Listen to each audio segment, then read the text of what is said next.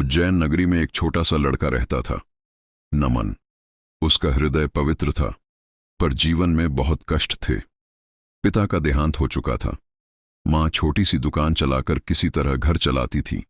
नमन हर सुबह काल भैरव के मार्ग से होकर महाकालेश्वर मंदिर आता और चुपचाप भगवान महाकाल की आंखों में देखकर यही प्रार्थना करता, बाबा, मुझे ताकत दीजिए, मैं मां का सहारा बनना चाहता हूं।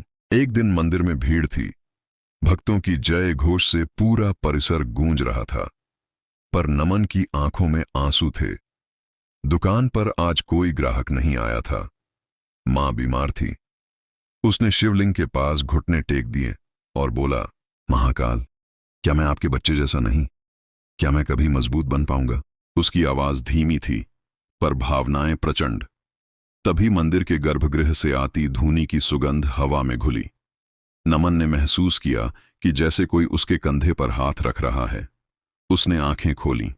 कोई नहीं था, पर मन में अद्भुत शांति उतर आई। उस रात नमन को एक सपना आया। घनघोर अंधकार में एक तेज प्रकाश फूटा। वो प्रकाश धीरे धीरे एक विराट रूप में बदला। त्रिशूलधारी, जटाओं में गंगा, नीलकंठ, तीसरा नेत्र, महाकाल स्वयं। उनकी आवाज गहरी पर कोमल थी। मेरे बालक, कभी यह मत कहना कि तुम अकेले हो। जब भी तुम टूटते हो, मैं तुम्हारे भीतर खड़ा होता हूं। शक्ति बाहर नहीं, भीतर खोजो।